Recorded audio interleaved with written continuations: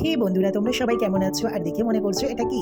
হ্যাঁ, এটা হচ্ছে একটা সাপের ডিপি। আর চলো আমি সেটাই তোমাদের সাথে শেয়ার করছি কি করে কোথায় দেখলাম। আমরা চলে গেছিলাম ঘুরতে জয়পুর ফরেস্টের জঙ্গলে।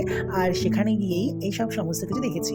আর এটা হচ্ছে আমরা যেই হোটেলটাতে ছিলাম সেই হোটেলটার একটা জাস্ট ছোট্ট ভিডিও করে নিয়েছিলাম, যেখানে মানে তোমাদের জাস্ট দেখাচ্ছি এর ভিউ, মানে ওপরটা সাইডটা কেমন আছে, রুমগুলো একটু দেখিয়ে দিচ্ছি।